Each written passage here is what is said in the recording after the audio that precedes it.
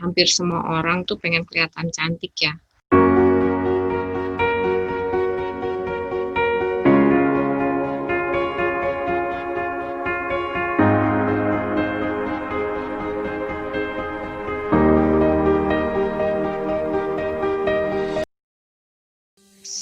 Hampir semua orang tuh pengen kelihatan cantik ya. Nah, kalau yang cowok lebih ke arah maskulin, kalau untuk yang cewek tuh lebih ke arah V-shape, lebih kelihatan ramping, lebih kelihatan cantik, kulitnya cerah, bersinar gitu, walaupun tanpa make up. Jadi pengennya tuh bener-bener bangun tidur itu mukanya se-glowing itu gitu ya kan. Dan cantik itu memang nggak cuman di luarnya aja ya. Jadi cantik juga kita tahu lah, pasti semua juga selain kelihatan cantik, mukanya juga harus punya inner beauty yang baik. Kali ini kita akan ngomong untuk kecantikan yang memang terlihat dari kulitnya, terlihat dari penampilan luarnya gitu ya. Jadi kulit kita itu kan ada sel yang namanya melanin ya. Dia itu berfungsi untuk melindungi kulit kita dari paparan sinar matahari. Dan sebetulnya semakin ke tipikal kulit yang ke-5 dan ke-6 itu justru dia payungnya itu akan lebih banyak dibandingkan dengan yang tipikal kulit pertama dan kedua. Gitu. Jadi kita mungkin di awal ini kita samakan persepsi dulu, kita tata mindset kita dulu supaya sebetulnya warna apapun kulit kita itu cantik kok gitu. Jadi sudah anugerah dari Tuhan dan memang memang beda. Memang kulit orang itu beda-beda gitu dan nggak ada yang salah dengan itu. Nggak ada yang salah dengan warna kulit kita. Yang salah adalah apabila kita terlalu melakukan manipulasi atau terlalu melakukan treatment yang irasional, yang nggak rasional demi mendapatkan kulit yang beberapa tingkat lebih cerah, beberapa tingkat lebih putih gitu. Apapun warna kulit kita itu tetap bisa kelihatan lebih cerah, bisa tetap kelihatan sehat, bisa tetap kelihatan glowing, bisa, tapi tanpa kita mengubah skin tone kita gitu. Jadi dengan skin tone kita pun ini udah oke banget kok gitu. Banyak ditemukan krim-krim serupa yang ternyata isinya itu ada zat-zat yang harusnya tidak boleh dipakai, misalnya merkuri atau hidroquinone yang tinggi konsentrasinya, atau yang lagi banyak banget juga ada tambahan kayak kortikosteroid gitu. Loh dok, kortikosteroid itu kan juga dipakai sama dokter, betul. Kortikosteroid itu memang dipakai oleh dokter kulit, dokter penyakit dalam, dokter hampir semua ada yang menggunakan kortikosteroid. Tapi ingat, kortikosteroid itu adalah obat keras. Pada penyakit-penyakit tertentu memang dibutuhkan kortikosteroid, tapi bukan untuk perawatan muka sehari-hari tanpa indikasi yang jelas. Bisa muncul keluhan-keluhan seperti yang di gambar ini gitu ya, sebelah kiri namanya ochronosis. Jadi kulitnya itu terlihat ya, kalau di situ ya lebih hitam daripada ininya, dan mungkin awalnya memang sudah ada flek hitam, tapi kemudian menggunakan krim-krim yang tidak benar, akhirnya bukannya flek hitamnya hilang, malah justru muncul masalah baru lagi. Jadi tumbuh flek yang lebih gelap, terus kemudian ada bintik-bintik putihnya tuh kalau dilihat, terus itu perabaannya juga terasa kasar gitu. Jadi dan kalau sudah seperti ini Mbak, itu susah banget mau diobatin kayak apa, sampai sekarang tidak ada terapi yang betul-betul memuaskan gitu. Mau di laser, peeling dan segala macam, kalau sudah muncul seperti ini itu butuh effort yang lebih, butuh usaha yang lebih. Terus selanjutnya itu yang tengah tuh sama kayak gitu. Kalau ini akibat penggunaan lotion pemutih seperti itu yang ternyata ada kandungan kortikosteroidnya dalam dosis tinggi. Jadi kan kalau kulit kita kan ada 3 lapis, nah itu lapisan yang di tengah-tengahnya itu ada kerusakan di situ. Jadinya kayak udah nggak bisa dibenerin lagi. Kalau kayak gini pun juga di laser pun juga susah, apalagi kalau udah seluruh tubuh gitu. udah mahal, nggak bisa sembuh total gitu ya. Yang sebelah kanan tuh juga tuh mulai kelihatan kayak apa ya, urat-urat pembuluh darahnya halus-halus gitu. Itu juga akibat penggunaan kortikosteroid gitu. Jadi kita harus hati-hati banget, jangan sampai kita tergiur sesuatu yang instan, kemudian akhirnya menimbulkan efek samping yang tidak baik untuk kulit kita. Karena harus diingat, dokter itu tidak akan memperjualkan racikannya secara bebas. Dokter yang baik ya, dokter yang benar, itu tidak akan memperjualkan racikan bebas secara online gitu. Jadi kalau ada yang dengan iming-iming racikan dokter, tanya aja dokter yang mana, obat resepnya mana, isinya apa itu. Jadi kita sebagai konsumen harusnya kritis. Apakah betul itu benar-benar dokter atau mungkin ada oknum-oknum tertentu yang kemudian memanfaatkan keinginan dari pasar ini supaya glowing instan ini akhirnya menggunakan zat-zat yang berbahaya karena bahan-bahannya itu sayangnya memang bisa didapatkan secara bebas gitu ya, black market gitu, itu banyak banget gitu. Kemudian terus gimana dok, saya tuh pengen merawat kulit yang baik gitu ya. Jadi sebenarnya cukup sederhana langkahnya ya. Kita bersihkan kulit kita proses cleansing, proses pembersihan kulit. Kemudian setelah kita bersihkan, kita berikan moisturizer untuk melembabkan. Nah, lalu kemudian kalau misalnya kita mau bepergian, ya kita harus lindungi gitu dengan menggunakan sunblock atau tabir surya. Jadi ini sama, semua laki-laki maupun perempuan ini sama. Kulit kita itu kan ada siklusnya ya, jadi ada tiap 28 hari itu di lapisan kulit yang paling luar itu akan ada pergantian kulit itu. Nah, kalau tumpukan sel kulit matinya tidak tidak kita lakukan eksfoliasi atau pengelupasan secara berkala, ya nanti kulitnya kelihatan kusam gitu. Jadi supaya lebih glowing, kita juga melakukan tindakan eksfoliasi, tapi tidak boleh dilakukan setiap hari. Kalau yang harian itu yang 3 di atas tadi, kita bersihkan nih wajahnya 2 kali sehari menggunakan sabun wajah. Kalau misalnya kita termasuk yang ngantor dengan riasan yang cukup tebal, kita bisa dengan double cleansing. Double cleansing tuh kita pakai yang seperti cleansing milk atau micellar water dulu. Kita lakukan lagi pembersihan dengan sabun muka gitu. Jadi yang oil base dulu, terus kemudian kita lakukan dengan sabun muka. Terus kemudian boleh setelah itu mau pakai toner, mau nggak pakai toner, itu bebas. Pemakaian toner itu kan dia tujuannya kan untuk mengembalikan kulit itu, kan kulit kita tuh agak sedikit asam ya, pH-nya ya. Kalau kita menggunakan sabun itu kan untuk kebanyakan sabun itu pH-nya tuh basah.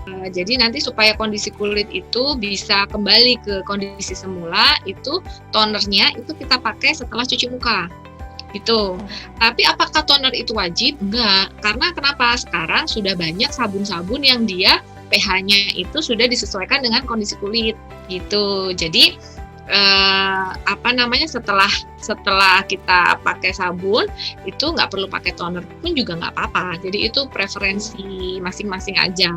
Gitu. Kalau cleansing milk itu memang cleansing milk atau micellar water atau makeup remover itu memang digunakan kalau yang itu tadi, kalau yang riasannya tebel, apalagi kalau yang pakai waterproof gitu kan. Kalau dia hanya pakai facial foam aja, dia biasanya kurang angkat, kurang bersih gitu, karena ada unsur minyaknya juga di situ gitu. Jadi biasanya pakai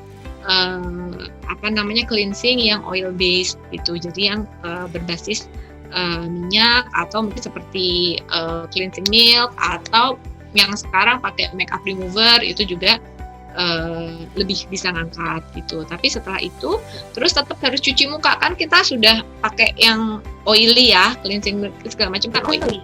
Terus habis itu kita cuci muka, setelah cuci muka baru tonernya terakhir. Baru setelah itu kulit siap untuk dilakukan perawatan selanjutnya. Pagi atau sore kita pakaikan pelembab. gitu. Jadi pelembabnya juga macam-macam gitu. Ada pelembab yang memang diperuntukkan untuk kulit yang kering gitu. Ada pelembab yang digunakan untuk kulit yang oily atau berminyak gitu. Jadi jangan kebalik-balik. Nanti yang ada nanti kulit yang berminyak dikasih moisturizer yang salah, akhirnya nanti malah bisa menyumbat pori-pori, akhirnya malah nanti jerawatan gitu. Jadi pelembabnya pun juga harus sesuai. Jadi pakai tabir suryanya itu memang, kalau tabir surya memang ada beberapa produk yang ya memang base-nya dia kayak lebih oily gitu kan. Jadi ada yang, dok saya nggak mau pakai tabir surya yang terlalu tebel gitu, nanti saya white cast lah, yang apa tahu namanya, jadi kelihatan putih, terlalu putih, ada yang kelihatan terlalu berminyak gitu.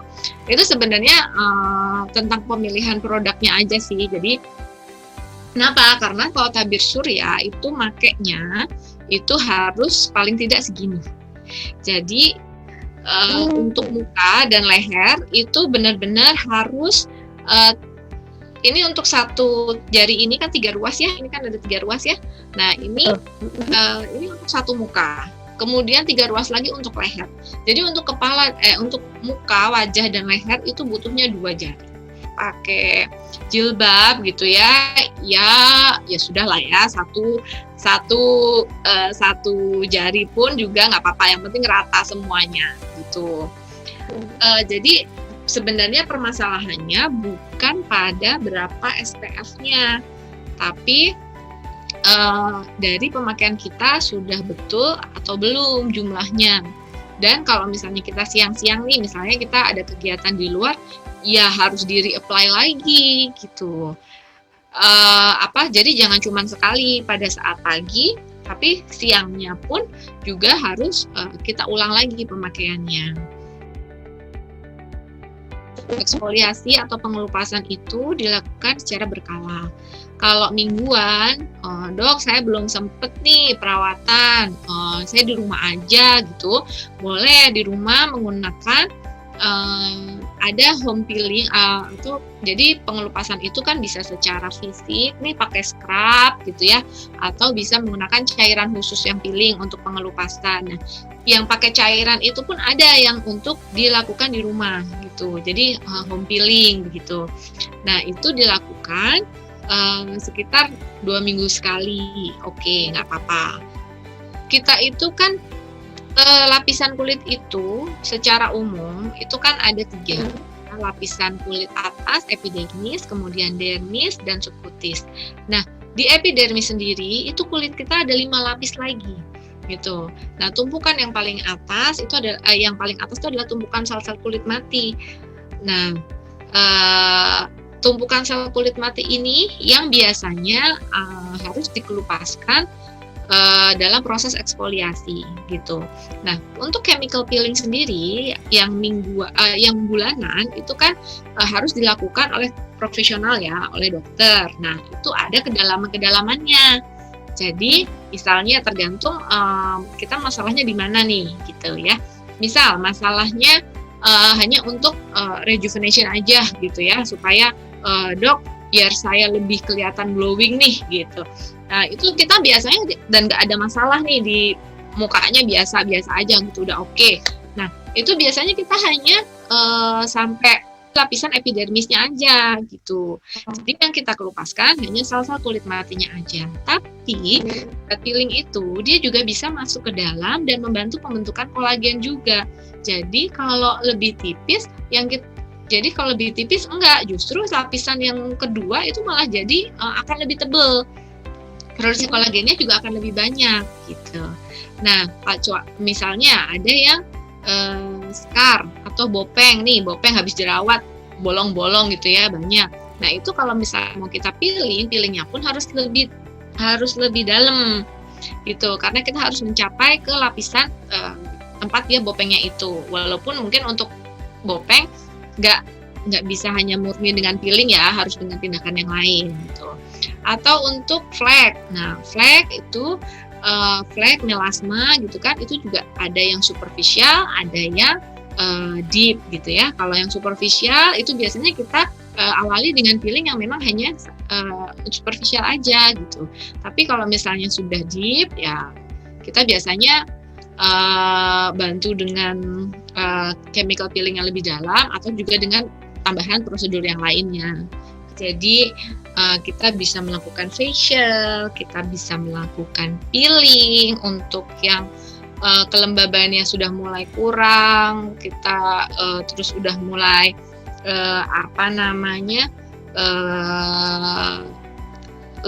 aging gitu ya, kita bisa melakukan skin booster gitu. Terus kita juga bisa melakukan seperti microdermabrasion, bisa kita laser kalau udah advance. Terus juga ada beberapa injeksi seperti injeksi botulinum toksin buat ngurangin kerut. Ada filler juga, ada brightening, sebenarnya banyak banget gitu ya. Nah, tapi apakah saya perlu semua? Ya enggak juga gitu.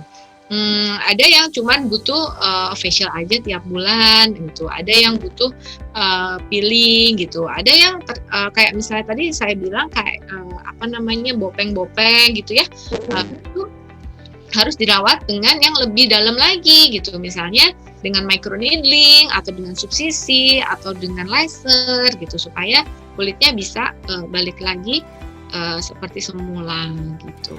Nah, jadi semuanya memang harus dikonsultasikan dulu nih.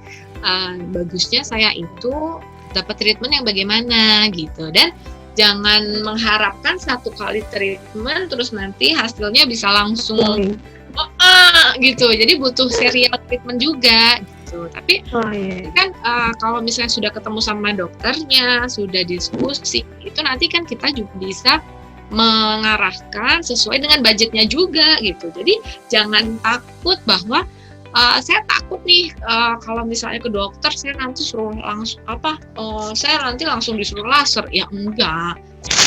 Jadi kalau emang nggak butuh laser ya nggak akan disarankan laser. Jadi karena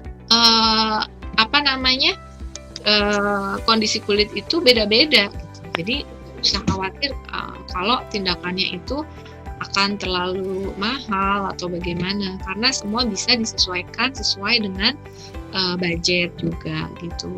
Jadi jangan ragu untuk konsultasi ke dokter spesialis kulit terdekat gitu ya. Untuk konsultasi nih, muka saya seperti ini, enaknya diapain ya dok? Masalah begini nih, enaknya saya dapat treatment apa ya dok gitu. Karena jadi jangan takut untuk berkonsultasi gitu.